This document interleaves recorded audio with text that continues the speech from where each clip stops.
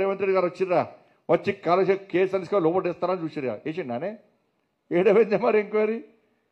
business report ఇచ్చారు కదా మరి కేసీఆర్ అరెస్ట్ చేస్తాను రేవంత్ రెడ్డి గారు ఏడికి పోయింది మరి నేను తీసుకుపోయి అరెస్ట్ చేసే నీ బిడ్డ పెళ్లి కూడా లేకుండా వేసా నేను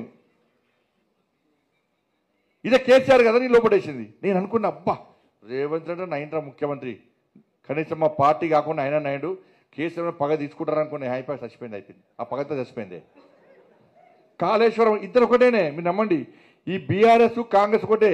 కాంగ్రెస్కు మద్దతుగానే బీఆర్ఎస్ ఎన్నికల్లో పోటీ చేయలే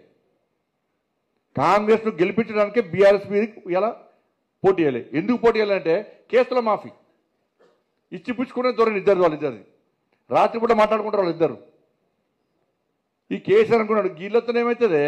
హైదరాబాద్తో తెలంగాణలతో నేను ఢిల్లీలో ఏదంటే అది అన్నాడు కాళేశ్వరం కేసు కాగానే ఢిల్లీ వెండి ఎవరి కాలం కలిసిండు ఏమి ఇవ్వాలో ఇచ్చుకున్నాడు కథ కేసు మాఫ్ నెక్స్ట్ ఏమన్నాడు డ్రగ్స్ కేసు అన్నారు ఇక ఆ డ్రగ్స్ పంప టీవీలోకి పాపం వాళ్ళకి బ్రేకింగ్ కావాలి వాళ్ళకి బ్రేకింగ్ కుక్క మనిషిని కడితే బ్రేకింగ్ కాదే మనిషి కుక్కని దొరకడి కడితే బ్రేకింగ్ వాళ్ళకి